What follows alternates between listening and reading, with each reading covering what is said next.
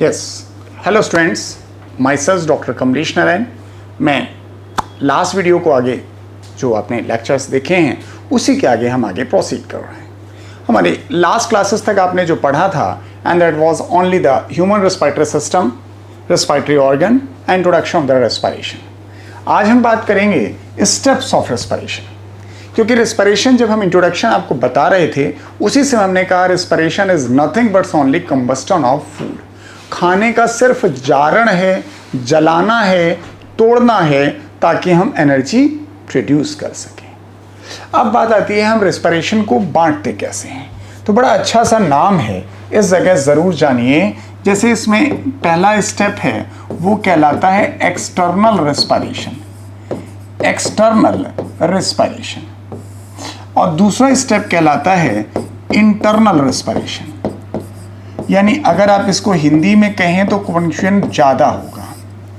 External का मतलब होता है बाह्य श्वसन और इंटरनल का मतलब होता है अंतः श्वसन। यानी बाह्य श्वसन और अंतः श्वसन में डिफरेंस क्या है।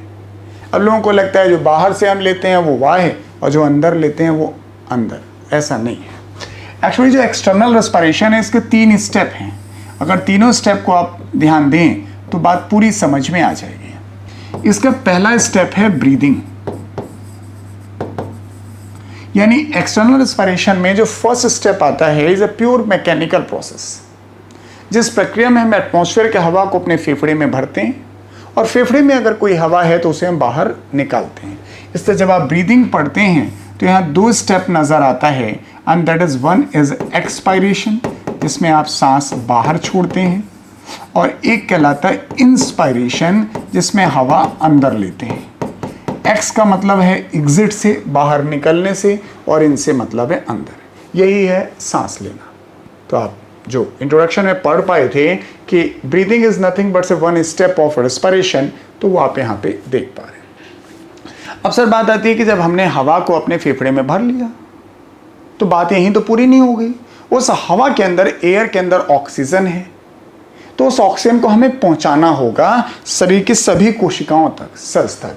तो सेकेंड स्टेप कहलाता है दैट इज गैसियस एक्सचेंज, क्योंकि पहुंचाने के लिए सर वो हवा ब्लड में आनी चाहिए। कहां पे? इन लंग एल्वेलाई। यस, जरा देखिएगा, जो हवा आपने लंग एल्वेलाई में भरी है तो उस हवा के अंदर जो ऑक्सीजन है वो डिफ्यूज होकर ब्लड में आनी चाहिए, और ब्लड की जो CO2 है वो डिफ्यूज होकर एयर में जानी है। यानी ये वाला step, and this step is the gases exchange that occurs in the lung alveoli. ये सेकेंड स्टेप है।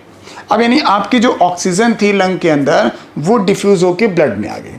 अब ब्लड के थ्रू होती हुई शरीर की सभी कोशिकाओं तक जाएगी, and that is the transport of gases, transport of gases. ये 3 स्टेप मिला के कहलाता है एक्सटर्नल रेस्पिरेशन। अब ट्रांसपोर्ट में भी अगर आप पढ़ के देखें तो इसमें 2 स्टेप हैं। One is the transport of oxygen, transport of oxygen, and second is the transport of CO2।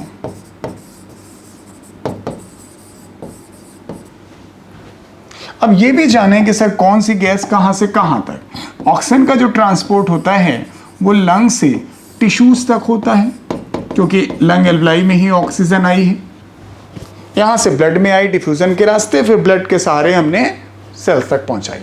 और CO2 का प्रोडक्शन आपके टिश्यूज में हो रहा है, मेटाबॉलिज्म के दौरान हो रहा है, तो टिश्यूज से ये लंग एल्वेलाई में पहुंचेगी। बस, तो इतना कहलाता है एक्सटर्नल रेस्पिरेशन। अब आप कहोगे सर डिफाइन तो करो इसे, ये तो खाली स्टेप आप बता के निकल रहे हो। सर निकल नहीं रहे, I am here. External respiration का मतलब it's a step of respiration in which atmospheric oxygen is made available to the body tissue cell. जो एटमॉस्फेयर में ऑक्सीजन है उस ऑक्सीजन को अपने शरीर की किसी भी कोशिका तक पहुंचाना, ये कहलाता है एक्सटर्नल रेस्पिरेशन। अब उस ऑक्सीजन को सीधे तो ला नहीं सकते थे, तो उस ऑक्सीजन को पहले ब्रीदिंग से हमने फेफड़े में भरा, फिर गैसेज एक्सचेंज से ब्लड में आए, और ब्लड से हम सिर्फ ऑक्सीजन को यहाँ तक ले गए। इतना ही नहीं, जो आपकी यहाँ पर टिश्यूज में CO2 निकल रही है उसको एटमॉस्फेयर तक पहुँचाना भी है। भाई उसी के माध्यम से CO2 भी तो आपके लंग्स में आ गई गैसेज एक्सचेंज में, जिसको आपने ब्रीदिंग से निकाल दिया। तो सर इंटरनल रेस्पिरेशन क्या है? जो इंटरनल रेस्पिरेशन है, इसमें जब आप टिश्यूज तक पहुंच जाते हो इनको लेकर, तो एक बार पुनः गैसेज एक्सचेंज होता है। गैसेज एक्सचेंज कहां पर? इन टिश्यूज में। क्योंकि जो ऑक्सीजन आप टिश्यूज तक लेकर पहुंचे हो, वो ऑक्सीजन अब सेल के अंदर जाएगी, तभी तो कंबस्टन होगा। आप दरवाजे के बाहर खड़े रहेंगे तो क्या आप यहां पे काम कर पाएंगे? तो जरूरी होगा कि उस ऑक्सीजन को सेल के अंदर पहुंचाया जाए। Yes, gases exchange. इसका मतलब पूरे रेस्पिरेशन में गैसेज एक्सचेंज दो जगह होता है।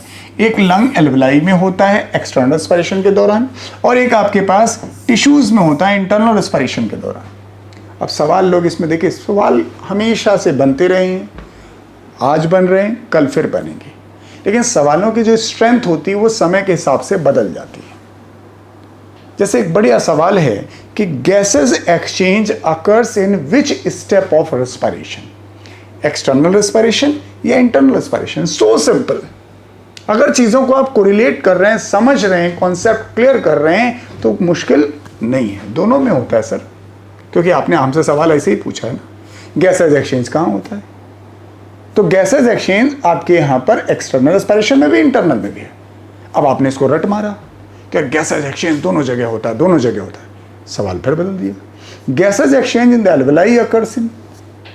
अब दोनों नहीं होगा, that occurs only in the external respiration. Gases exchange the tissues, that occurs only in the internal respiration.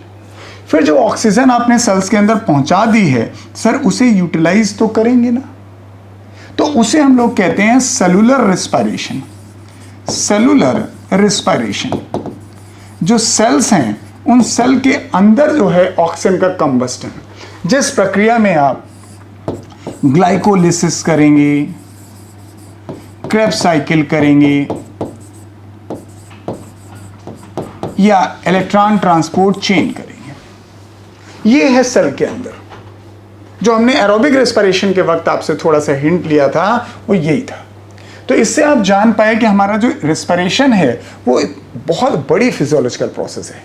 Breathing is only one step of the respiration, इसलिए कंफ्यूज मत होइए, श्वसन अलग है और ब्रीदिंग अलग है, दो अलग अलग बातें हैं। हाँ, ये जरूर है कि breathing is one step of the respiration, one step of external respiration.